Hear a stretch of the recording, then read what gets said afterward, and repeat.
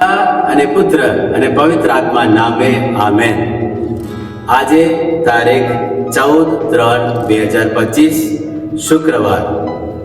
આજના પ્રથમ શાસ્ત્ર પાઠ છે હઝેકીએલના ગ્રંથમાંથી અધ્યાય 18 કડી 21 થી 28 સુધી, અને શુભ સંદેશ માથીના શુભ સંદેશ છે અધ્યાય 5 કડી 20 થી 26 સુધી. મનન ચિંતન કરીએ.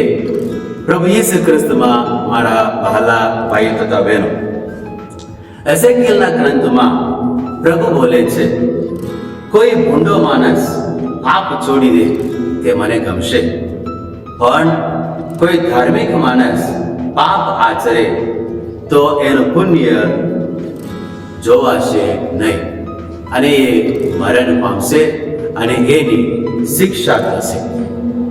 પ્રભુ ઈસુ ખ્રિસ્તમાં મારા વહાલા ભાઈ તથા બહેનો, આપણે એ કેવી રીતે સમજીએ? ભૂંડો માણસ પોતાનું પાપ છોડી દે, પુણ્યના રસ્તે આવે તો એ પ્રભુને ગમે છે, પણ એ જ રીતે કોઈ પુણ્ય માણસ, સારા માણસ પોતાનો સારા રસ્તો છોડી દઈ પાપમાં આવી જાય અને પ્રભુને એ ગમશે નહીં. તો એક રીતે જોવા જઈએ તો આ તો અન્યાય લાગે. આ કેવી રીતે થાય કે બંનેનો ન્યાય રહેતો નથી? પણ એક ઉદાહરણ દ્વારા આપણે સમજીએ. માનો કે 5 માણસો 500 મીટરની દોડમાં જાય છે, અને પહેલા 100 મીટરની અંદર પહેલા નંબરનો માણસ આગળ આવી જાય છે. બીજા 100 મીટરની અંદર બીજો માણસ આગળ આવી જાય છે. ત્રીજામાં ત્રીજો માણસ આગળ આવી જાય છે, અને ચોથામાં જે ચોથો હતો એ પહેલો આવી જાય છે, અને 500 મીટરના અંતે જે 5મો માણસ હતો એ પહેલામાં આવી જાય છે. આપણે ઇનામ કોને આપીશું? 500 મીટરની દોડ, તેથી 500 મીટરના અંતરે જે પહેલા નંબરે આવતો હશે એને જ આપણે પહેલા નંબર આપીએ છીએ. જે 100 મીટરના અંતર કાપી 100 મીટરમાં જે પહેલો નંબર હતો એનો ક્યાં ગણાય છે? એનું ગણાતું નથી. આપણા જીવન પણ આ પ્રકારની દોડ છે, પણ મર્મ એ છે આપણે કેટલા મીટરનો અંતર આપણે કાપવાના છીએ, કેટલા સમયનો આપણે અંતર કાપવાના છીએ, એ આપણે કોઈને ખબર નથી. એ તો પ્રભુ ઉપર આપણે ભરોસો રાખવાનો જ રહ્યું, અને જેથી કરીને પહેલેથી લઈને છેલ્લે સુધી આપણે પુણ્યના રસ્તા પકડવાનો અને પુણ્યના રસ્તે આપણે ચાલવાનું. તો કોઈ પણ પાછળનો માણસ આગળ આવી જાય, જે પાપી માણસ પુણ્યના રસ્તે આવી જાય, એ તો પ્રભુને જોવાની છે, આપણી ફરજમાં આવતી નથી. અને એ જ રીતે આપણા શુભ સંદેશો પર અમુક મુદ્દાઓ આપણે આપવામાં આવેલો છે.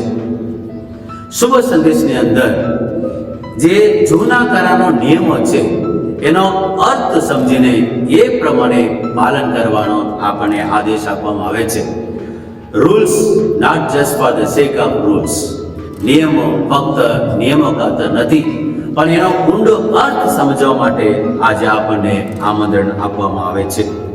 આપણે વિચાર કરીએ, નિયમો શા માટે છે અને કોના ભલા માટે છે? પ્રભુનું ભલું થાય એમાં? ભગવાનનું ભલું થાય? નહીં. માનવનો સંબંધ સુધરે, માનવનો વિકાસ વધારે, અને એના માટે આ નિયમોની જરૂર પડે. ફક્ત નિયમો ખાતર જ આપણે નિયમોનું પાલન કરીએ એમાં કોઈનું ભલું થતું નથી. માટે ઈસુ કહે છે, પહેલામાં પહેલો તારો ભાઈ સાથેનો સંબંધ સુધાર, ત્યાર પછી તું વેદી આગળ આવજે અને ભળી ચડાવજે. તારા ભાઈ સાથેનો સંબંધ સુધાર્યા વગર તું ભલી ચડાવે એ કશા કામનું નથી, એમ કહે છે. એમ કરતા માનવ સંબંધને પરાકાષ્ઠાએ પહોંચાડે છે. એ શું છે? તમારા દુશ્મનને પણ માફી આપો, તમારા દુશ્મન માટે પ્રાર્થના કરો, અને આના કરતા પણ શ્રેષ્ઠતા આપણે ક્યાંય જોઈ ના શકીએ. પ્રાર્થના કરીએ, હે પ્રભુ, અમે નિયમો અને રીત રિવાજોનો સાચો અર્થ સમજીને એકબીજાને ખરા દિલથી પ્રેમ કરી શકીએ એવું દિલ આપો. આમેન.